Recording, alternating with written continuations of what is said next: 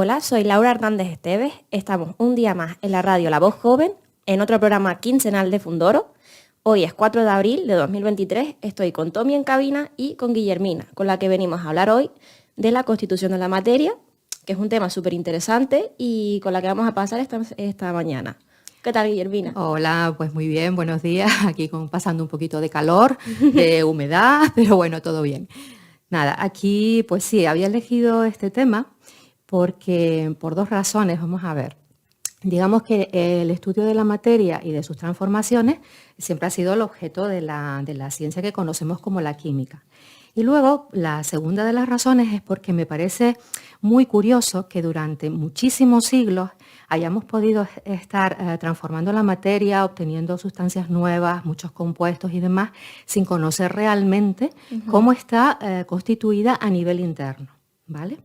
Bueno, entonces la idea es ir haciendo un recorrido histórico desde la antigüedad hasta hoy en día por las diferentes, digamos, y teorías más o menos, al principio más o menos filosóficas, para ir viendo qué es lo que se pensaba sobre el tema de la constitución de la materia a lo largo de la historia, ¿vale? Digamos que hasta el siglo XIX, que fue cuando se empezaron a tener ciertas evidencias científicas para elaborar un modelo que pudiera explicar cómo estaba constituida la materia, todo lo anterior eran meras conjeturas filosóficas. Entonces te propongo un viaje en el tiempo, vamos a situarnos en la Grecia clásica. Como todo se empieza por Grecia. Por Grecia, exactamente. Nos vamos al siglo VI antes de Cristo.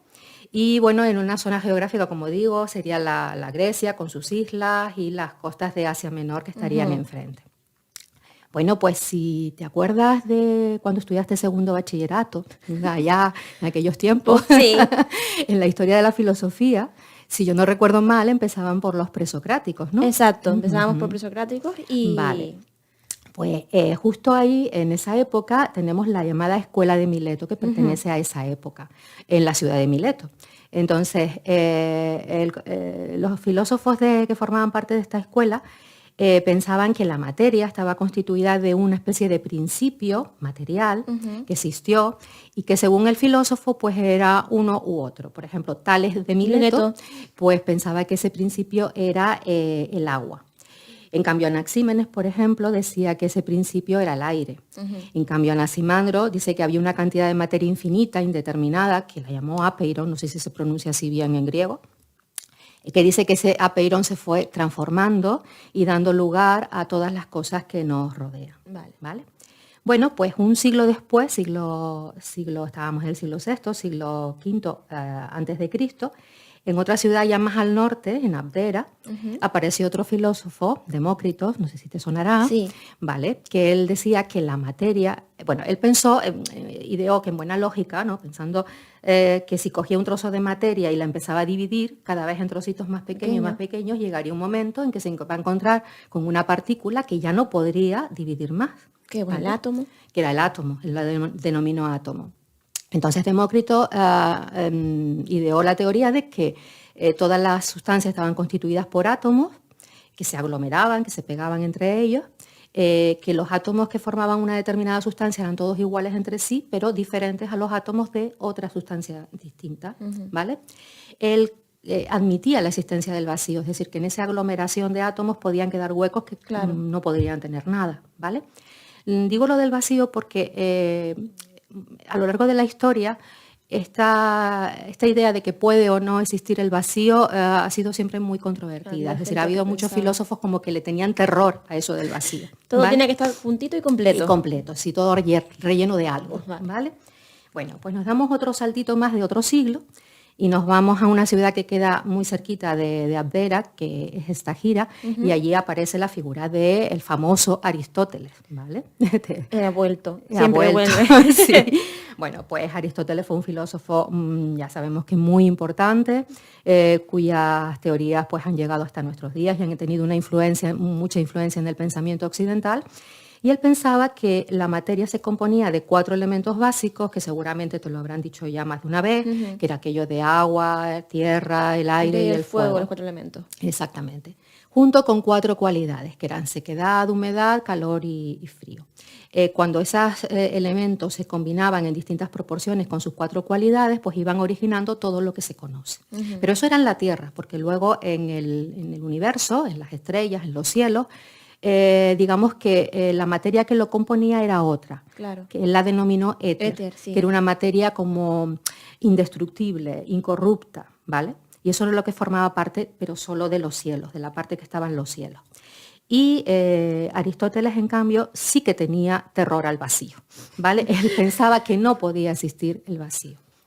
Bien, pues fue un filósofo tan importante y sus ideas fueron tan, digamos, extendidas que su teoría prevaleció por encima de todas las demás y digamos que casi durante 2000 años se seguía pensando en eso de los 4 elementos de Aristóteles. También no es entendible porque son 4 elementos que tú ves, es decir, Exacto. y lo sientes, el frío, Sí, la sí. humedad, entonces es lógico para... Es Durante más, 2000 es más fácil años. de asimilar. Exacto. Bueno, pues evidentemente su teoría pues, fue evolucionando según por las zonas por las que iba pasando y también por las civilizaciones que la iban adoptando. Y bueno, pero la idea básica se mantuvo, ¿vale? Bueno, otro salto de otro siglo más, siglo III antes de Cristo. Ahora nos vamos a situar en Atenas y ahí apareció otra corriente filosófica que fue el estoicismo, que el estoicismo dio una especie de variante a lo que pensaba Aristóteles. Es decir, ellos pensaban que existía una especie de espíritu vital, que llamaron neuma, que estaba compuesto de aire y de fuego. Ese espíritu vital era como un principio activo que era capaz de penetrar en la materia, que estaba constituida de tierra y de agua. Y entonces, dependiendo de cómo se comportara el neuma en la materia, pues iba originando unas cosas u otras. Vale. O sea, que era una variación de la teoría de Aristóteles. Bien, pues esta vez sí que vamos a dar un salto mucho más grande en el tiempo. Nos vamos a ir directamente al siglo VIII, pero ya después de Cristo, ¿vale? Y en una zona geográfica que sería la península arábica, lo que ahora sería pues Arabia Saudí, Irak, más o menos esa zona. Bien, ahí en la ciudad de Kufa apareció un famoso alquimista árabe que heredero de los conocimientos de la alquimia griega. Y aquí aparece la palabra alquimia. Vale. Entonces voy a intentar explicar qué es eso de la alquimia de una forma un poquito resumida. Vale. A ver si no me lío. Vamos a ver. La química como ciencia apareció en el siglo XVIII. Vale. Digamos que de la mano de Lavoisier. ¿Te acuerdas de Lavoisier? Sí. La ley de conservación de la masa y todo eso. Bueno, pues digamos que Lavoisier fue para la química como lo que ha sido Newton para la física, es decir, se considera como el padre de esa ciencia. Bien, pues antes de Lavoisier, antes del siglo XVIII, todo lo que existía, o digamos todo lo que existía referente a este tema, era alquimia. Entonces, la alquimia es, por así decirlo, la, digamos, recopilación de todas las técnicas de laboratorio que se fueron desarrollando a lo largo de la historia y que estaban en manos de artesanos, básicamente, de destilación, por ejemplo. Sí, de tintoreros, de perfumistas, es decir, todas esas técnicas que se fueron desarrollando desde muy antiguo, y a ese conjunto de técnicas se le añadió un montón de teorías filosóficas variadas y de ideas religiosas, y todo ese batiburrillo formaba la alquimia, ¿vale? O sea, ¿qué diferencia, por ejemplo, un alquimista de un metalúrgico? Pues el metalúrgico simplemente, por ejemplo, coge un trozo de hierro, lo trabaja, le da forma y con él fabrica un utensilio pues, para uso común y se queda ahí. El alquimista no. El alquimista coge el hierro y lo intenta como transformar, pero para purificarlo, con la idea de purificación. Porque según ellos existía la teoría de que los metales, todos los metales eran impuros salvo el oro. El oro era como el metal perfecto porque no se oxida, siempre mantiene su brillo, los ácidos no lo atacan. Es muy maleable también. Sí, entonces era como el metal puro, el perfecto. Entonces todos los metales tendían a parecerse al mercurio, al oro. Entonces, si se les dejaba en la tierra, pues con el tiempo iban evolucionando, iban progresando hasta que llegaban un momento en que con el paso de los siglos, pues ya se verían transformados en oro. Entonces el alquimista tenía la idea de que él podría en su laboratorio transformar y acelerar ese proceso. O sea, que había una manera de acelerar ese proceso. Exactamente, de transmutar cualquier metal en oro. Bien. Pero aparte de intentar perfeccionar la materia, porque se consideraba que era como corrupta, ¿no? Impura, intentar perfeccionar no solo los metales, sino cualquier materia, también iba asociado un proceso de perfeccionamiento propio, o sea, de, digamos, evolución espiritual, Vale. de manera que el alquimista tendía también a acercarse cada vez más como a la divinidad, a Dios, ¿vale? O sea, que era un símil entre el oro y Dios con pues la entonces, imperfección y los metales, el resto de metales. pues hablaba de Geber. Entonces, Geber, como digo, fue un alquimista árabe que recogió todos los conocimientos de la alquimia griega. Y entonces, él pensó que los metales, o sea, él tenía la idea, como la vieja idea de que la materia estaba constituida de los 4 elementos aristotélicos, Sí. pero toda la materia menos los metales. Vale. Según él, los metales estaban constituidos de 2 principios. Uno era el mercurio y otro el azufre. Entonces, ¿por qué eligió eso? Pues porque no tiene nada que ver con lo que nosotros entendemos como metal mercurio o sustancia azufre, ¿vale? Sí, es verdad. No, sino era como el espíritu de esa sustancia, ¿vale? El mercurio es un metal que, como sabes, es líquido. Sí. Entonces es un metal raro, entre comillas. Sí, raro. Y entonces, pero además, si se calienta o simplemente en cuanto tú lo dejas, pues se va como evaporando. Es decir, que se va, digamos que pasa al estado de vapor. Entonces, digamos que es fácil extraer, como por así decirlo, su alma, su espíritu. Claro, porque ¿vale? tú te imaginas ese espíritu como algo que se está evaporando. Exacto. Entonces, okay. Y el azufre es, bueno, todos los conocemos, es lo que utilizamos, por ejemplo, en agricultura, sí, ¿no? Sí, Ese sí. polvillo amarillo y demás. El azufre tiene la particularidad de que arde y además huele, todo el mundo sabe cómo huele el azufre, Sí, ¿no? huele Siempre bastante. decimos que el infierno está con azufre. Bueno, pues lo mismo. Entonces también del azufre es fácil como extraer esos vapores, extraer ese espíritu. Entonces él pensaba que los metales estaban constituidos de esos 2 elementos, de esos 2 espíritus, mezclados en diferentes proporciones. Y cuando la proporción era la perfecta, la exacta, entonces daba lugar al oro. Claro. Y por eso los otros metales eran imperfectos, porque no tenían la proporción adecuada de esos 2 principios. ¿Vale? Bien, pues él pensaba que el alquimista podría extraer de cualquier metal, intentar extraer esos principios, azufre y mercurio, para purificarlos y luego mezclarlos, ¿vale? Y si se mezclaban en la proporción adecuada, se obtenía la llamada piedra filosofal o elixir. Claro. ¿Vale? Entonces, al principio se creían que la piedra filosofal y el elixir era la misma cosa, pero con el tiempo fue variando y al final se pensaban que eran 2 sustancias distintas. Vale. El elixir era como una sustancia líquida, era como un brebaje que tenía la capacidad de curar enfermedades, devolverte la juventud, hacerte inmortal.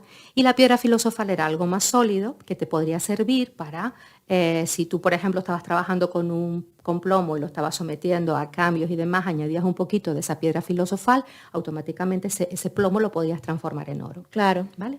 Era como una levadura. Exacto, más o menos. Bueno, pues esa era la idea de Geber, es decir, la existencia de esos 2 principios en los metales, ¿vale?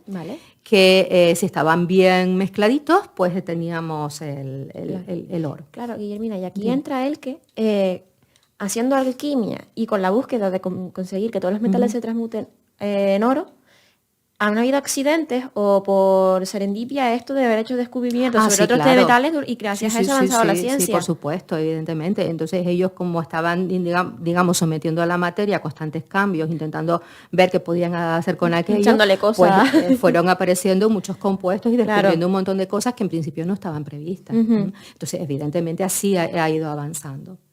Y ahí sí también se han ido desarrollando todas las técnicas de laboratorio. Claro, destilación, lo que sea, volumetría, etc. Bueno, pues un siglo después, en el siglo IX, en la ciudad de Bagdad, que era la actual capital de Irak, pues ahí vivió un médico también y alquimista muy importante que fue Rasés, ¿vale? Fue médico de los sultanes, de los emires y esta gente. Y bueno, él añadió a la teoría de Geber, del azufre y del mercurio, añadió un tercer principio de naturaleza salina. ¿Vale? Que sería la sal. Según Rasés, decía que la sal tenía la misión como de ayudar a compactar los otros 2, es decir, ayudar a unir los otros 2 principios.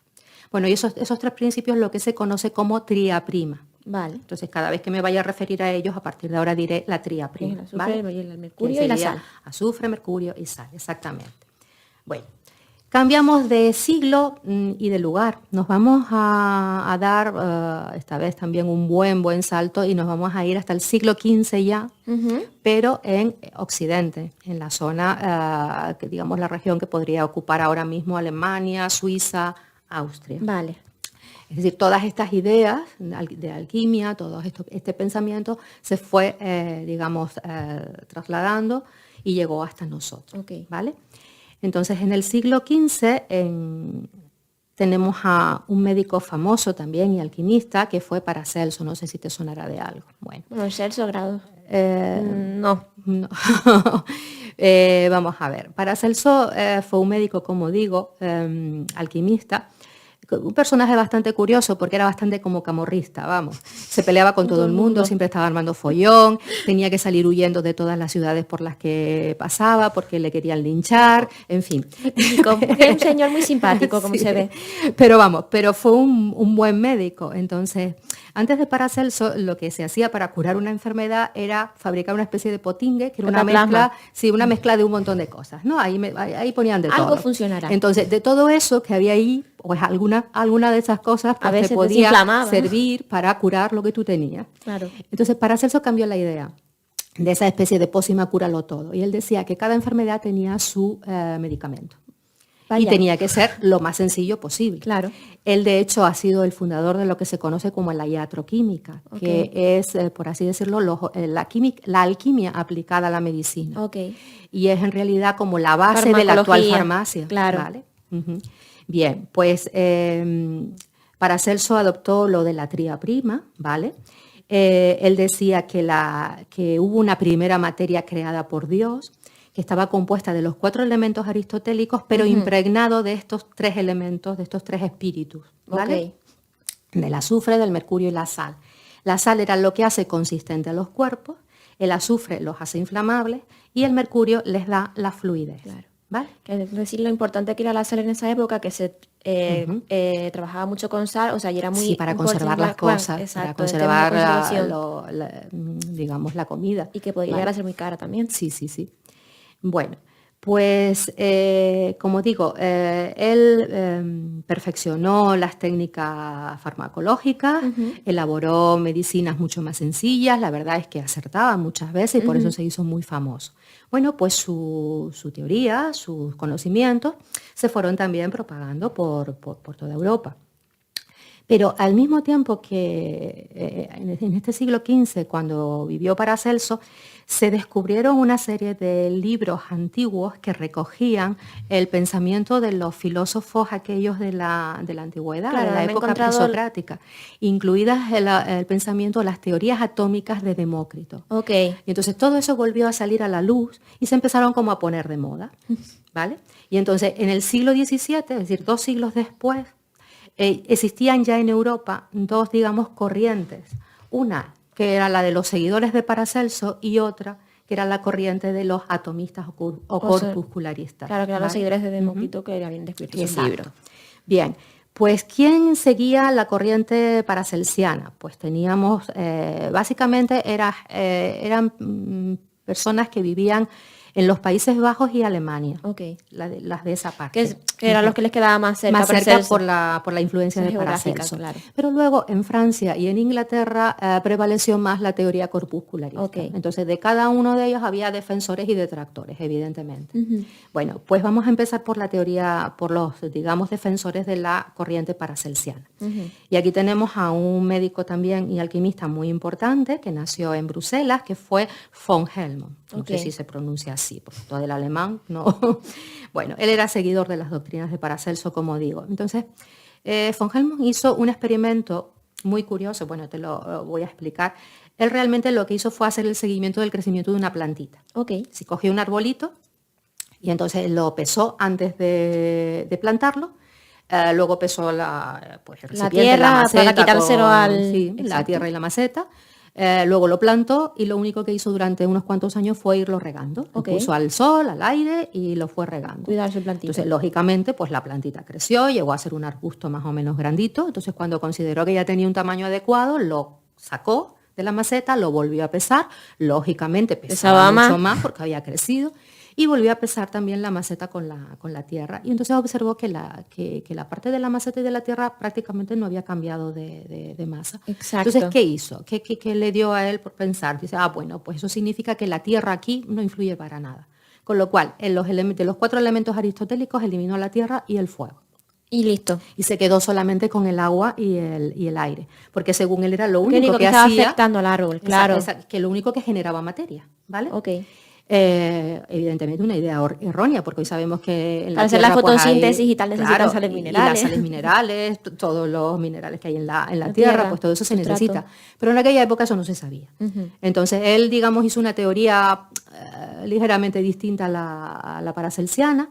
Él decía que el agua y el aire eran las sustancias primordiales. Los 3 principios esos de azufre, mercurio y sal le dio como un papel secundario, era como que le daba las propiedades a la materia. Okay. Y luego él sí decía que Dios había engendrado una especie de espíritus materiales volátiles, que llamó a arcanos, y que esos eran los responsables de darle la forma a las cosas. Me hace mucha gracia que cada vez que necesitan justificar algo sale Dios. Exacto. Las ideas religiosas siempre están ahí.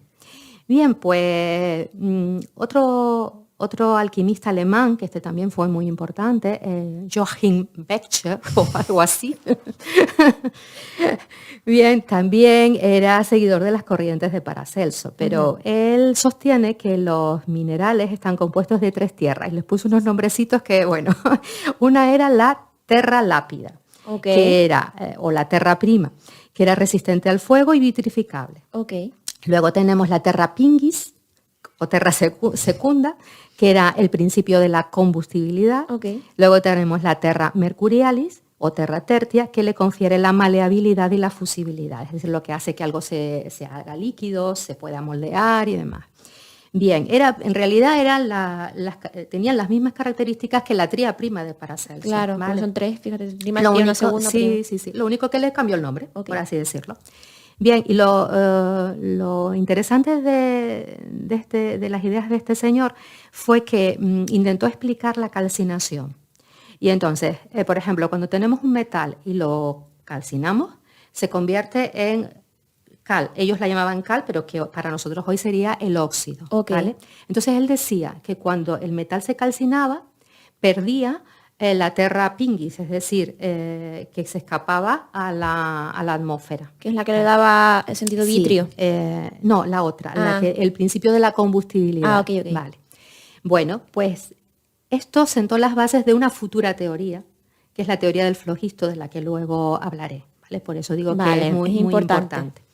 Bien, pero vamos ahora con la teoría, los representantes de la teoría o los defensores de la teoría corpuscular. Y ahí tenemos a un filósofo también importantísimo, que seguro que te acuerdas, que fue René Descartes. Ay, Descartes está siempre metido en toda la salsa.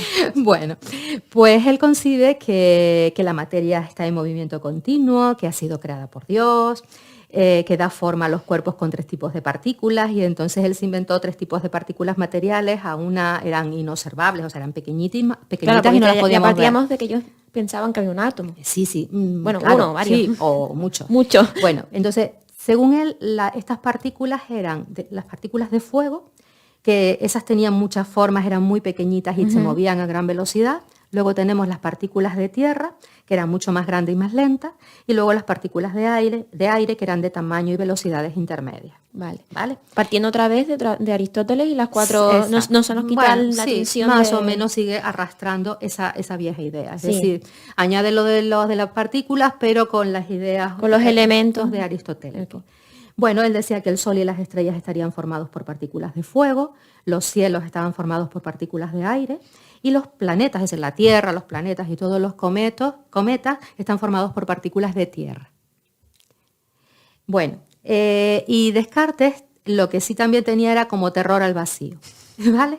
Él decía que todas las partículas de tierra, cuando se intentaban juntar, pues podían evidentemente quedar huecos entre sí, pero esos huecos eran automáticamente rellenados por las partículas de fuego y las partículas de aire. Vale.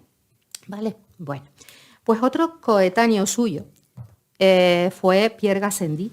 Era un sacerdote católico, filósofo, astrónomo, matemático, ¿vale? Que cuestionó un poco las teorías de Descartes. Él decía que de eso de partículas de fuego, de aire y de eso nada, y que aquí lo que había eran todo partículas indivisibles, los átomos, corpúsculos, Eran iguales todos. Exacto, Ok. todos más, bueno, diferentes en forma. Vale. Pero para él todo eran partículas atómicas, es decir, eran átomos, nada de ese tipo de partículas de fuego y demás. Él sí defendía la existencia del vacío, decía que toda esa masa de partículas se estaba moviendo en el vacío, ¿vale? Y que se podían acercar, alejar y demás. Y por supuesto admitía que podían haber huecos que estarían sin nada, ¿vale? Bueno, esas ideas fueron asumidas también por los científicos ingleses. Ahí nos encontramos a Robert Boyle, que te sonará por el estudio de los gases que él hacía. Él estudiaba la compresibilidad del aire y entonces enunció la famosa ley de Boyle de los gases, ¿vale? Que eso se estudia en bachillerato. Y que si haces una carrera de ciencia vas a tener que estar usando esa ley sí, y otra vez. Exactamente. Bueno, pues Boyle también mantenía que el universo era como una gran máquina que estaba en movimiento, es decir, recogiendo un poco las ideas de Descartes y de Gassendi, que la materia estaba constituida por esas partículas que se movían, ¿no? Y esa idea le vino muy bien a Boyle porque eso le permitía explicar, por ejemplo, por qué se comprimía un gas o por qué se expandía un gas. Claro. Simplemente cuando el gas se expandía, las partículas era porque se separaban y cuando se comprimía, pues las partículas se acercaban, ¿vale? Entonces, de esa forma pudo explicar no solo la compresibilidad de los gases, sino también las reacciones químicas, como conglomerados de partículas que se asociaban, que se movían, que cambiaban, ¿vale? Bien, y luego Newton, otro importante físico, pues él lo que hizo fue añadir a esta teoría la existencia de fuerzas de atracción y de repulsión entre las partículas, ¿vale? Entonces, como vemos, ya tenemos aquí constituida de nuevo el principio de otra teoría atomista, vale, sobre la materia. Bien, entonces vamos a aquello de la teoría del flogisto que habíamos dicho antes, que te comenté antes. En el siglo siguiente, en el siglo XVIII, bueno, la corriente paracelsiana, por supuesto, tenía sus defensores y seguía admitiéndose, pero ahí surgió este señor, el alemán, un importante también médico y químico alemán, que fue George Stahl, que fue el que desarrolló esta teoría, porque recogió lo que te dije antes que pensaba Becher sobre la calcinación. Vale. Es decir, Stahl cambió un poquito lo de las tierras, o sea, lo de... Los tres tipos de tierra, sí. La nomenclatura, básicamente. Él decía que las sustancias se formaban por combinación de dos principios, el agua y la tierra, pero distingue tres tipos de tierra. Entonces tenemos la tierra vitrificable, que confiere solidez, la flogística, que era ligera e inflamable, y la mercurial, responsable de la maleabilidad y del brillo metálico. O sea, básicamente las tres tierras del otro. Lo único que también lo único que hizo fue cambiarle el nombre, y ponerle agua. sus nombres. Exactamente. Entonces, ¿cómo explicaba Stahl la calcinación? Bueno, pues él decía que, al igual que pensaba Becher, que cuando cogíamos un metal y lo calcinamos, ese metal es rico en flogisto. Y entonces cuando se calienta, pierde el flogisto y se forma el óxido del metal, la cal. Y también se sabía, porque se había experimentado, que si luego se cogía ese óxido y se le mezclaba, por ejemplo, con carbón, el carbón puede arder, lo hacías arder, pues de nuevo volvemos a obtener el metal de partida. Entonces, según este señor, Stahl pensaba que, bueno, el carbón, como es inflamable, tiene flogisto. Claro. Entonces, cuando lo hacemos arder, pierde su flogisto, que es absorbido de nuevo por el otro, y de nuevo vuelve otra vez a recuperarlo y se convierte en el metal de partida. ¿Vale?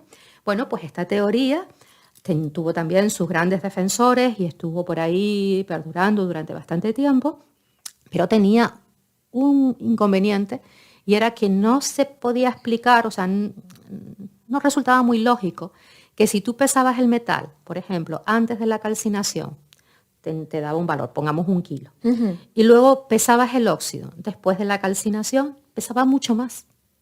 Entonces, ¿cómo era que si perdía algo y lo de su materia, ¿cómo era que si perdía algo de su materia, pesase más que antes de ser calcinado? Claro. ¿Cómo? No resultaba lógico. Lo lógico sería que si perdía algo pesase menos, el resultado pesara menos.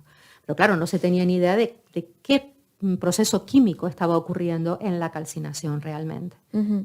Bien, para eso tuvo que llegar Lavoisier y explicarlo. Bien, pues hay que tener en cuenta también que en aquella época no se tenía ni idea de cuál era, por ejemplo, la composición del aire. No se sabía que el aire era una mezcla de diferentes gases. Claro, Eso se empezaron a descubrir justo en ese siglo, sobre todo por los físicos ingleses, que descubrieron el oxígeno, el hidrógeno, se dieron cuenta de que el aire era una mezcla, que no era un gas puro. Se descubrió también el nitrógeno, se estudió el dióxido de carbono también, es decir, que se empezaron ya a ver que el aire era algo mucho más complejo y que cada uno de estos gases tenía sus particularidades. ¿Vale? Y claro, en eso se basó Lavoisier en el siglo XVIII para luego demostrar la inconsistencia y que la teoría del flogisto era una teoría errónea. ¿Vale? Pues muy bien, pasamos ya a Lavoisier. Entonces, como digo, él lo que aportó fue empezar a repetir todos esos experimentos, pero haciendo algo que antes no hacían, que era pesar, simplemente. Era medir. Sí. Antes se hacía todo a lo loco, se mezclaban cosas, pero no se pesaba ni se medía nada. Ni tampoco tenían repetibilidad en las mismas, porque no estaban usando la misma cantidad. No se podían muchas veces repetir o reproducir los experimentos que se hacían, ¿vale? Porque no se hacían adecuadamente.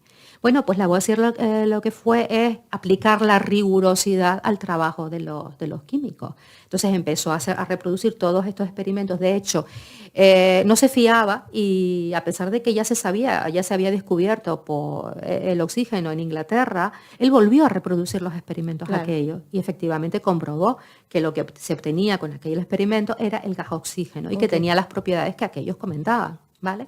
Entonces volvió, como digo, a reproducir los experimentos de calcinación y de combustión, tanto empezando evidentemente todo lo que ponía, y en recipientes abiertos y en recipientes cerrados. Entonces se dio cuenta de que cuando se calcina algo o se quema algo, lo que se absorbe es aire. Es decir, parte del aire es absorbido, parte del aire interviene en el proceso. ¿Vale? Entonces llegó a la conclusión, después de mucho analizarlo, de que era el oxígeno, que es la verdad, el que realmente intervenía. Lo típico de pones un vaso con una vela con un vaso, y entonces no hay oxígeno, se apaga porque no lo puede consumir. Bueno, entonces elaboró toda una teoría de la oxidación y de la combustión que luego evidentemente ha sido muy importante para el desarrollo posterior de la química. Además, Lavoisier también contribuyó a cambiar la nomenclatura, es decir, antes se utilizaban palabrejas muy raras como aceite de vitriolo y cosas de esas para referirnos, o azul de no sé qué, para referirnos a los compuestos. Entonces, lo que hicieron él y otros colaboradores y otros químicos fue establecer un nuevo sistema de nomenclatura, unificándolo, porque en cada país, pues cada uno usaba lo que el mismo nombre a lo mejor servía para nombrar a dos sustancias distintas, ¿vale? Y había mucha confusión también en eso cuando se intentaban transmitir los conocimientos. Bueno, pues estableció también la importante ley de conservación de la masa, es decir, que la masa de los reactivos, de las sustancias que empiezan una reacción, es igual a la masa de los productos. Y la teoría corpuscular le vino de maravilla para poder explicar precisamente su ley de conservación de la masa. Claro. Es decir, si los átomos no se crean ni se destruyen. Si son los mismos. Entonces, si yo tengo un conjunto de átomos al principio, agrupados y asociados de una manera, una vez que se produce la reacción, van a ser vuelvo a tener lo mismo de diferente forma. Por lo tanto, la masa total, todos los átomos siguen estando ahí y la masa total no me va a cambiar. Claro. ¿Vale?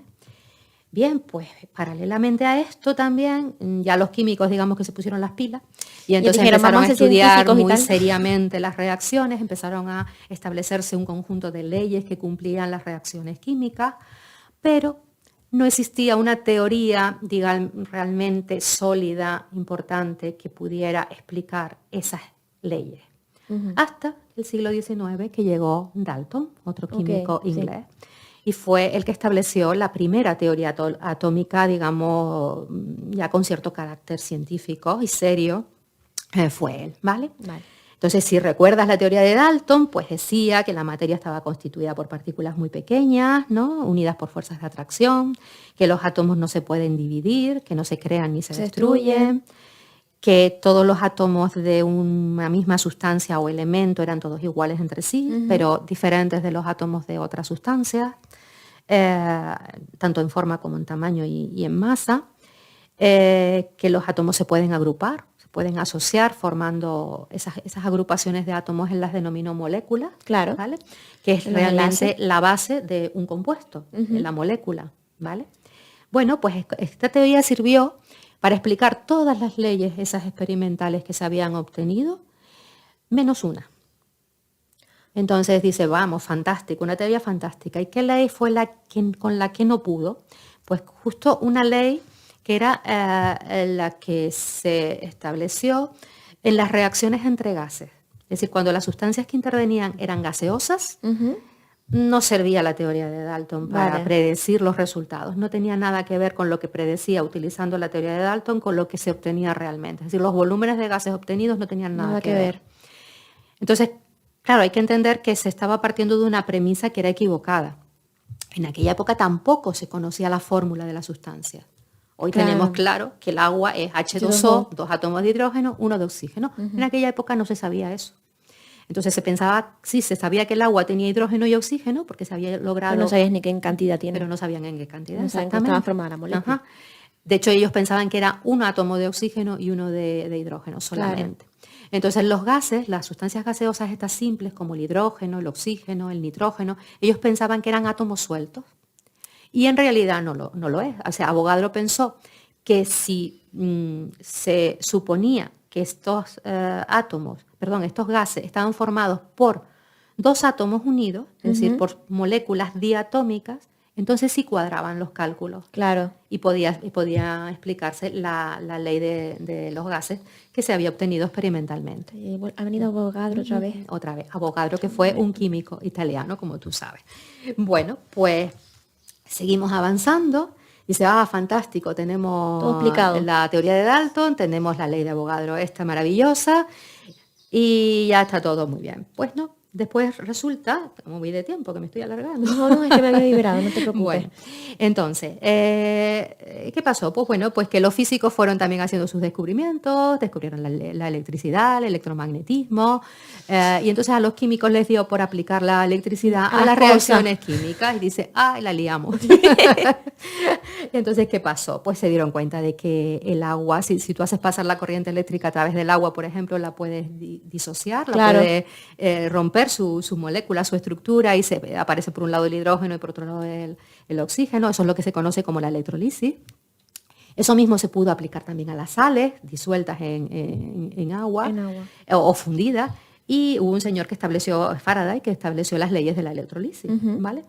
Pero claro, ¿por qué esas sustancias eran conductoras de electricidad? Eso era lo que no se sabía. Claro. ¿Qué pasaba ahí dentro? ¿No? Y porque unas son conductoras, otras no, o semiconductoras. No. Entonces, un químico sueco, un jovencito, Arrhenius, que por aquel entonces le mandaron a hacer su tesis doctoral, estaba haciendo su tesis doctoral midiendo conductividad de sales, pues él se le ocurrió una brillante idea que casi le cuesta el aprobado de su tesis, porque al principio...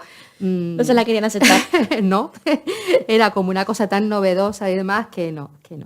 Entonces, él lo que pensó, dice, después de mucho analizarlo, es decir, estas sustancias se vuelven conductoras, las sales, porque se disocian en una parte que está cargada positivamente y una parte negativamente, es decir, que él los llamó iones. Claro. Y esos iones, los positivos, migran hacia el polo, hacia el electrodo negativo, y los negativos migran hacia el electrodo positivo. Y de esa manera se transmite la corriente por estas disoluciones de sales. Pero como digo, esto fue una idea que no, al principio, pues no gustó. Al final le dieron el premio Nobel de Química, unos cuantos años después. Al final todo salió bien. Muy bien. Bueno, pues posteriormente estas ideas se fueron admitiendo porque se descubrieron los electrones, que eran las partículas de carga eléctrica negativa, y todo esto formaba parte de la materia. Por lo tanto, la materia tenía naturaleza eléctrica. Claro. Bien, pues como digo, Thomson descubrió los electrones haciendo experimentos en tubos de rayos catódicos, que se llamaban tubos de gases. Y entonces apareció, como digo, esta partícula que tiene carga eléctrica negativa, que es muy diminuta, que establecieron incluso su relación entre su carga y su masa. Y claro, si existían las partículas negativas, tenían que existir partículas positivas, porque la materia es neutra. Entonces, Thomson ideó un primer modelo, digamos, de un átomo, que si te acuerdas era el modelo del pastel de pasa. Que es básicamente un átomo con una bola y con bolitas así incrustadas. Exacto, entonces él decía que había una masa que era la carga positiva, incrustada como si fuesen las pasas en un pastelito, pues los electrones que eran las cargas negativas. Bueno, que hablamos también un poco de esto en el programa anterior con Miguel. Bueno, pero este modelo no tuvo mucho recorrido ni mucho dar, porque bueno, luego se descubrieron, siguiendo los experimentos en tubos de rayos catódicos, pues se descubrieron los protones, que eran las partículas con carga positiva, se estableció también su carga y su masa. Y entonces, pues bueno, también en la misma época se descubrió la radiactividad de una manera accidental, con lo cual la materia ya se empezaba a vislumbrar que, un poco. sí, que dentro de la materia había mucho que se desconocía. Bueno, y con todo eso, pues había que intentar fabricar una especie de modelo del átomo mucho más coherente con los resultados experimentales. Y el primer modelo fue el de Rutherford, ¿vale? Okay. Él hizo un famoso experimento que no voy a explicar aquí porque no tiene mucho sentido. Entonces llegó a la conclusión de que el átomo, que esas partículas que antes parecían indivisibles realmente no lo eran, que estaban constituidas de una parte central, que él lo llamó núcleo, que es donde se alojaban los protones, y luego circulando alrededor, girando a su alrededor, en órbitas circulares, estarían esas partículas con carga negativa que eran los electrones. ¿Vale? Y entre el núcleo y los electrones no había nada, sino vacío. Bien, este primer modelo, pues bueno, parecía que sí, pero tenía también sus inconvenientes.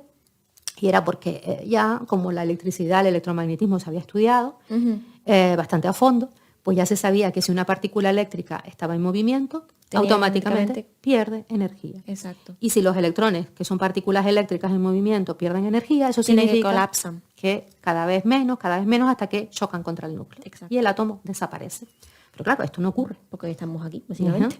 Con lo cual, a este modelo pues había que buscarle la manera de arreglarlo o otro distinto. Entonces, un discípulo suyo, Niels Bohr, pues ahí metió esa cosa que se llama mecánica cuántica, física cuántica, de la que ampliamente hablaron en el programa anterior y que yo no voy a meterme. Nada, solo Miguel va a hablar de eso a partir de aquí en este programa. Entonces, bueno, pues digamos que cogió el modelo de Rutherford de núcleo con electrones girando y metiendo ideas de, como digo, de la mecánica cuántica, pues bueno, entonces ya justificó de alguna manera que es que los electrones realmente tienen una energía concreta, determinada, y que solo pueden estar a esa distancia del núcleo, que a otra distancia no sería posible, pero a esa distancia en la que están sí, porque justo ahí tienen su energía, la energía múltiplo de una cantidad mínima. Bueno, pues el átomo en esas condiciones es estable. También sirvió para explicar los espectros atómicos, que era algo que tenía de cabeza los químicos, que no sabían qué era eso de las rayitas esas de colores que aparecían ahí. Entonces Bohr lo explicó diciendo que bueno, los electrones podían saltar desde un nivel, desde un estado de energía a otro estado de energía, si conseguían absorber la energía que les faltaba. Claro. Pero claro, si nosotros le comunicamos energía, conseguimos hacer que los electrones suban de estado energético. Pero cuando dejamos de suministrar energía, los electrones vuelven a su estado original, emitiendo la energía que han absorbido. Claro. Y esa emisión de energía es en forma de luz. Y eso son las rayas en los espectros atómicos. Bien, pues a este modelo, que parece que funcionaba y demás, pues le hicieron ciertas correcciones para que terminara de arreglarse, porque también se había ya descubierto aquello de que, bueno, que estas partículas que no vemos tienen un comportamiento extraño a otro nivel, que no se comportan como las partículas visibles. Entonces, a veces, pues, parece que son ondas, otras veces parece que esos experimentos nos dicen que no, que son partículas. Y entonces ahí, pues, unas cosas muy raras, unos comportamientos extrañísimos. Entonces aplicaron la mecánica ondulatoria y al final se fue transformando un poco este modelo hasta llegar al modelo que conocemos como el ondulatorio, mecánico ondulatorio. Entonces, básicamente sería la idea inicial de que tenemos un núcleo. Eso sí, también por el camino se fueron descubriendo las otras partículas que faltaban, que eran los neutrones, que no tienen carga, ¿vale? Que hasta que no se descubrió la radiactividad, esas partículas no se detectaron. Entonces tenemos neutrones, que eran partículas sin carga eléctrica, con mucha masa similar a protones, que estarían en el núcleo, y por fuera, en unas regiones, a ciertas distancias, con unas energías muy concretas, en unos lugares o regiones donde hay una alta probabilidad de encontrarlos, esas regiones se les llamó orbitales, pues se encuentran esos electrones que forman los átomos. Y esos electrones pueden pasar de esas regiones a otras en unas condiciones determinadas. ¿De acuerdo? Muy bien. Entonces, estupendo. Ya está, todo arreglado. Ya parecía que estaba todo arreglado. Este modelo nos servía a los químicos para explicar perfectamente por qué los elementos se ordenaban de una manera determinada en la tabla periódica, por qué se producían los enlaces químicos, qué geometría tenían las moléculas, el porqué de las reacciones químicas. Claro, todo fantástico, lógico. todo muy bien. Pero como todo en ciencia, todo es un pero. este modelo también tenía sus problemitas, y es que bueno, pues que la teoría de la relatividad ahí no encajaba muy bien, que resulta que sí, explicaba perfectamente lo que era la corteza del átomo, es decir, dónde están los electrones, que es lo que realmente nos interesa a los químicos. Con Claro. eso nos ha permitido, fíjate, avanzar de una manera tremenda, porque hemos conseguido elaborar muchos medicamentos, se desarrolló la química orgánica, que es bastante compleja, hemos creado materiales nuevos, se ha podido desarrollar la ciencia que es la nanotecnología, Claro. pero seguimos sin saber realmente qué es lo que constituye el núcleo del átomo. Claro. Porque también se aparecieron esas máquinas potentes y maravillosas que son los aceleradores de partículas, los ciclotrones. Y entonces se descubrió que cuando se bombardeaban núcleos, de ahí salían un montón de partículas. Claro. Y todo eso requiere una nueva física, ¿vale? Que ha habido que desarrollar.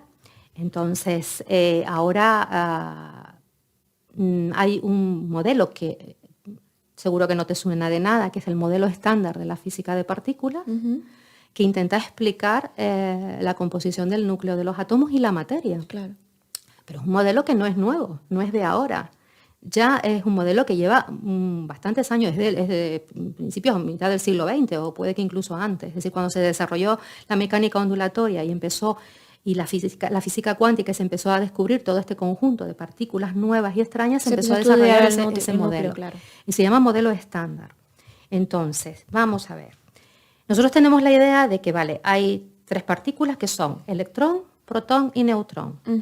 Y que es lo que constituye, son partículas indivisibles que constituye el átomo. Pero no es verdad. La única de esas 3, que es verdad que es una partícula elemental porque no se puede dividir en otras más pequeñas, es el electrón. Okay. Pero los neutrones y los protones están compuestos de otras partículas que se denominan quark. ¿Vale? Hay 6 tipos de quark. Los físicos han determinado que hay 6 tipos de quark. Pero de esos 6 tipos luego hay, como por así decirlo, esos 6 quarks tienen unas especies de propiedades que son, que ellos estuvieron graciosos porque les pusieron color azul, verde y no sé qué. Y otro la color. Ciencia con el tiempo ha perdido rebombancia en los nombres, cada vez no somos más simples. Exactamente. Bueno, que hay quarks de varios tipos que a su vez tienen unos diferentes estados. Okay.